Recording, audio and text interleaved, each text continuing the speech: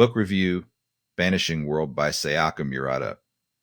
In Vanishing World, Sayaka Murata once again delivers singular, unsettling, and highly original vision of society turned inside out, known for her uncanny ability to take seemingly mundane elements of modern life and amplify their strangeness until they become alien and eerily plausible.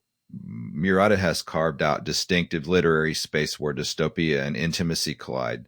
Following the cult successes of Convenience Store Woman and Earthlings, Vanishing World marks bold evolution in her thematic exploration, turning her sharp lens onto sexuality, procreation, motherhood, and the terrifying ease with which societies can normalize the most radical shifts in human behavior. At its core, Vanishing World is speculative fiction, but it would be reductive to label it merely as such, like Margaret Atwood's The Handmaid's Tale or Kazuo Ishigiro's Never Let Me Go. Murata's novel uses the tropes of science fiction not to escape from reality, but to dissect it. She creates meticulously detailed alternate Japan in which sex between married couples has become taboo, an act considered as archaic and revolting as incest. All reproduction now occurs through artificial insemination, with children born in clinical detachment from love, desire, or intimacy. Society, having long since abandoned the animalistic act of sexual intercourse, has moved towards supposed utopia of purity and collectivism. This is the world into which Emaine, our protagonist, is born. But she is not like everyone else. Plot summary. In Vanishing World, Sayaka Murata extends her surreal and provocative exploration of human identity, societal norms, and the body's place in the world with speculative narrative set in an alternate version of Japan.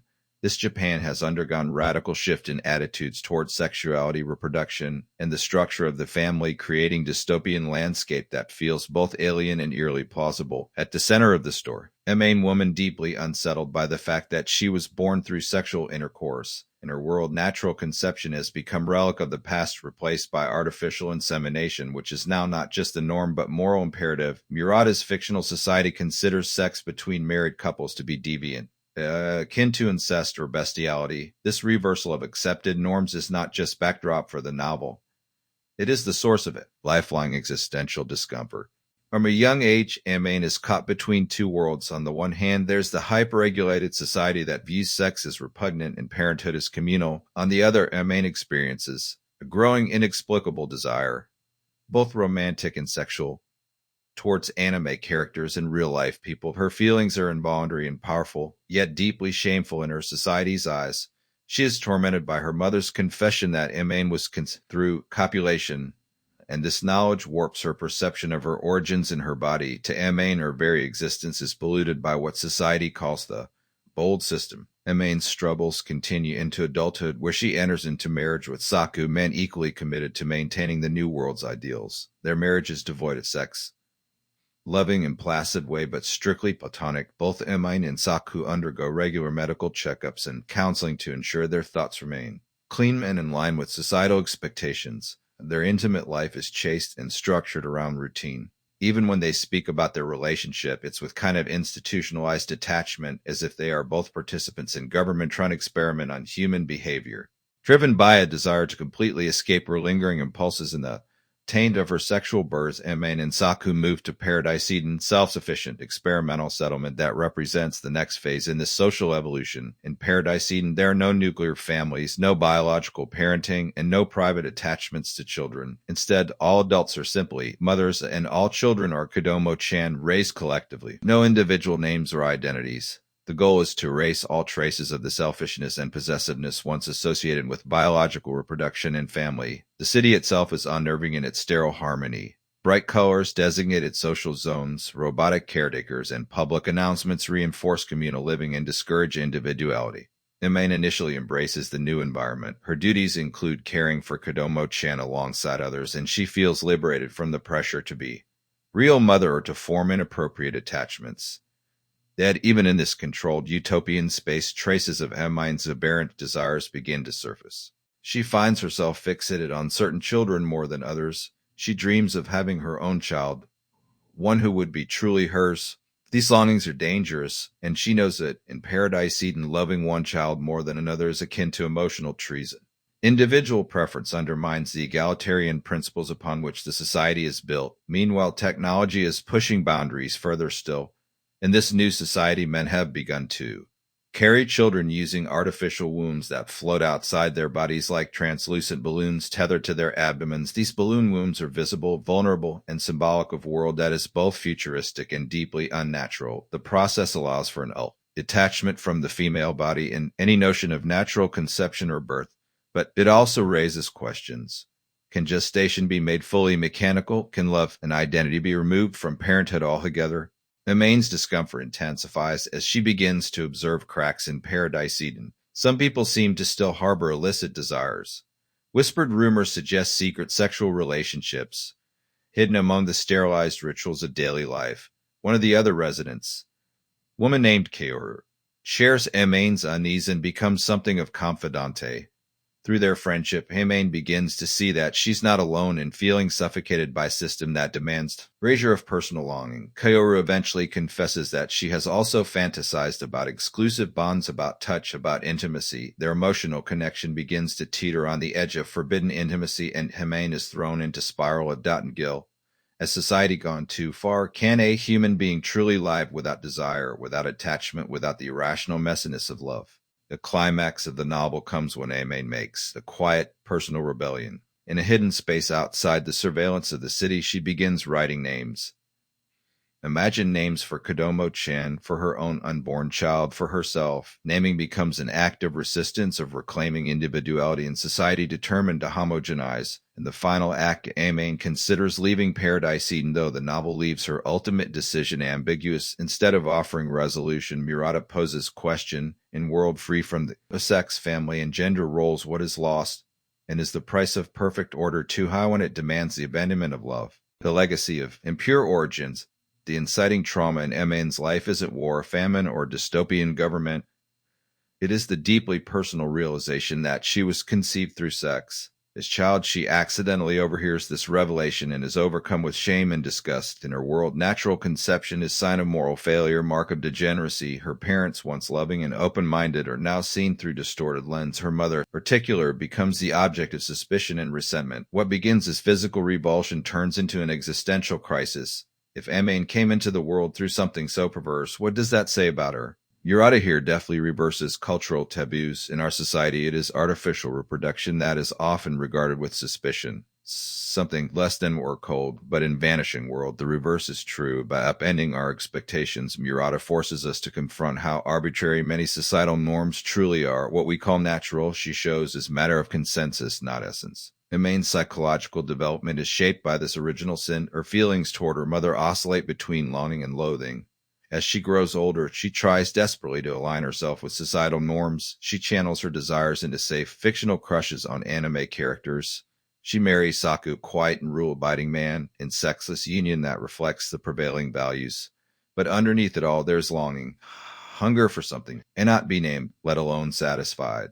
The myth of the perfect society. Murata's great skill lies in the way she builds her dystopias, not through spectacle or violence, but through slow, insidious evolution. There is no big brother in Vanishing World, no overt tyrant enforcing the rules.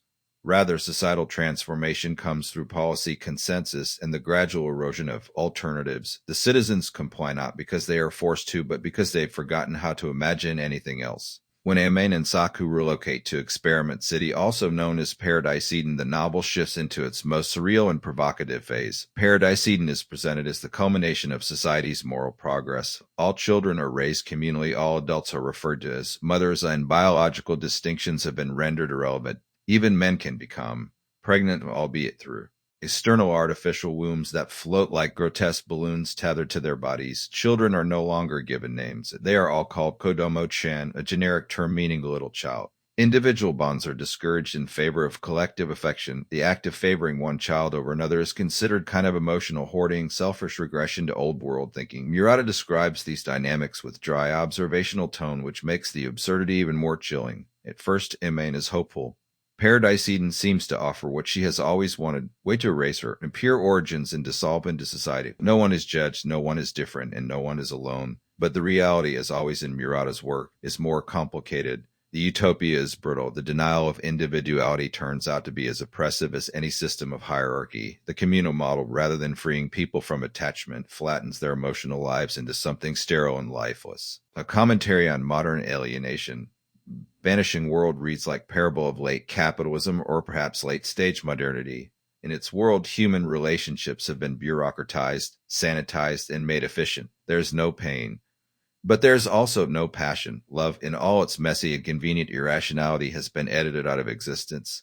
And yet it keeps returning. Murata seems particularly interested in the human resistance to this systematization. Emaine, despite years of self-policing, finds herself developing inappropriate emotional attachments. Not just to one Kodomo-chan, whose smile reminds her of someone long gone, but also to Saku, who begins to question the community's ideals.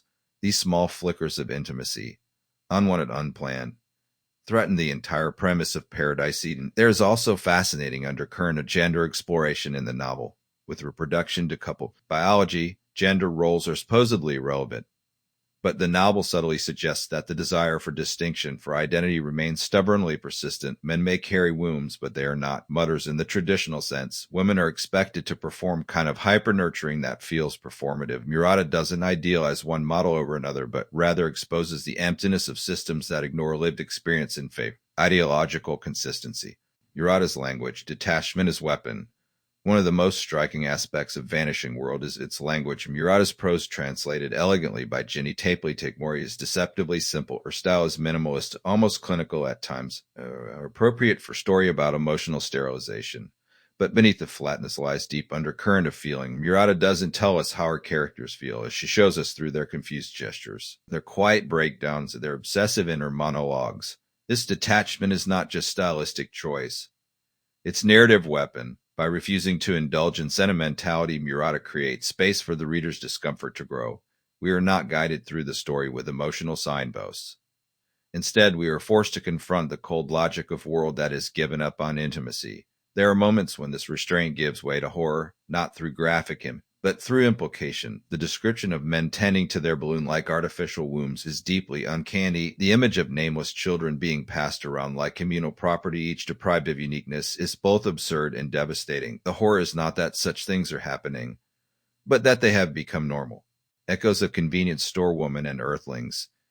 In many ways, Vanishing World feels like the culmination of themes Murata has been exploring across her career. In Convenience Store Woman, she introduced us to Keiko woman who finds safety in the routines of convenience store and cannot understand why society insists on love, marriage, and reproduction. In Earthlings, she pushed further, exploring protagonist who believes she is an alien and rejects all human systems of control, including sexuality and family. Vanishing World feels like the synthesis of both. Character desperate to belong, but also inherently incapable of fully submitting to dehumanizing order. Emaine is more repressed than Keiko, less radical than Natsuki from Earthlings, but she is caught in the same existential dilemma. What does it mean to be human when the structures we rely on, love, family, desire, are stripped of meaning? A mirror to our moment. What makes Vanishing World so compelling is that it doesn't feel like science fiction at all. In time of declining birth rates, growing alienation, and the rise of technology-driven relationships, Murata's imagined society doesn't seem so far off. Debates around artificial wombs, collective parenting, and the ethics of reproduction are already part of public discourse. Murata simply pushes these conversations to their logical end, and then asks what happens next. She refuses to offer easy answers. There is no rebellion in Vanishing World, no triumphant return to natural life. There is only the persistent, painful awareness that something has been lost and no one knows how to get it back. Final thoughts. A bold, unnerving masterpiece. Vanishing World is not an easy read, nor is it meant to be. It is thought experiment, cautionary tale, and deeply emotional journey wrapped in the cool shell of speculative fiction.